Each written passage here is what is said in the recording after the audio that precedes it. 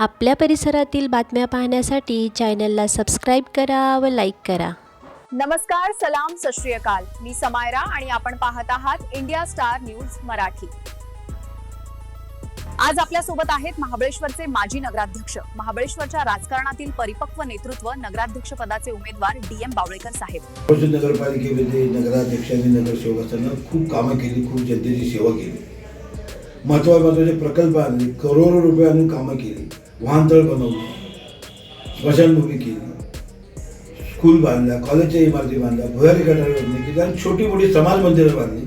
अशी छोटी मोठी कामं अनेक केली आणि कामं करत असताना महाबळेश्वरच्या जनतेला आणि येणाऱ्या पर्यटकाला कसा त्याचा फायदा होईल याचा आपण त्यावेळेला आम्ही प्रयत्न करत होतो। त्याचा पूर्ण अनुभव आहे। पर्यटनासाठी आम्ही त्यावेळेला 35 कोटी केंद्र शासनाकडून आणले, त्यामुळे सर्व प्रेक्षणीय स्थळं अतिशय चांगली बनवली।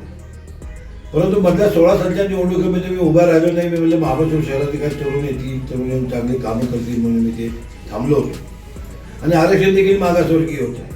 परंतु गेल्या 5-6 वर्षामध्ये अजिबात काही झाले नाही कामाला। म्हणजे तुम्हाला सांगायचं म्हटलं तर इथले स्थानिक रोजगार, जे तरुणांना रोजगार पाहिजे ते मिळत नाही।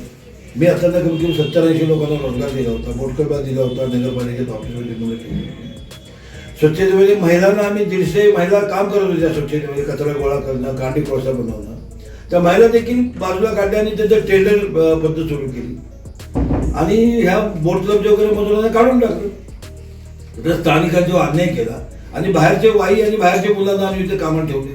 आपण नगरपालिकेत जाऊन बघाल तर तुम्हाला 2 माणसं देखील दिसणार आहेत नगर आपल्या महाबळेश्वरमध्ये स्थानिक। तेव्हा स्थानिकांसाठी यापूर्वी खूप केलं, तरुणांसाठी खूप करत आलो।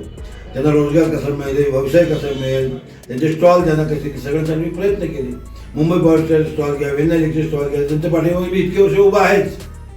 आता काही त्यांच्यावर कोण अन्याय झाला ते त्यांचं कायमचं नव्हतं, पण ते थोडा ते झालेलं आहे त्यांचा फॉरेस्टचा प्रश्न, पण तो काम पुढे कायमचा मिटवण्याचा प्रयत्न राहील।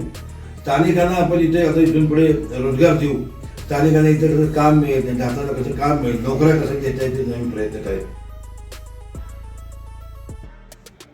18 ते 20 लाख पर्यटक येत असतात, पण आज पर्यटकासाठी इथे काही सोयी नाही।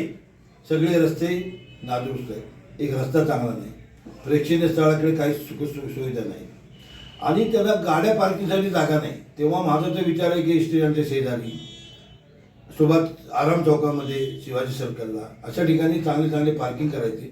आलेल्या पर्यटक तिथे त्याच्या गाड्या थांबू शकतात, त्यामुळं गावातील लोकांना गाड्या थांबली तर लोक मार्केटमध्ये येतील, व्यापार वाढेल। त्यासाठी आम्ही प्रयत्न करावे लागतील। येणाऱ्या पर्यटकांना जेवढ्या सुविधा देता येतील, पर्यटनासाठी काय पुढं करता येईल, पुढच्या या 5 वर्षामध्ये पर्यटन वाढणं, पर्यटकांना चांगल्या सुविधा देण्यासाठी प्रयत्न केला जाईल आणि स्थानिकांच्या बऱ्याच अडचणी आहेत। समजा घरपट्टी आहे, घरपट्टी इथल्या लोकांची 350 ते 400 पटीनं वाढवली, पाणीपट्टी 150 पटीनं वाढवली। लोकांना किती अन्याय होतोय, पण लोकांचा व्यवसाय नाही काय आणि घरपट्टी वाढवली।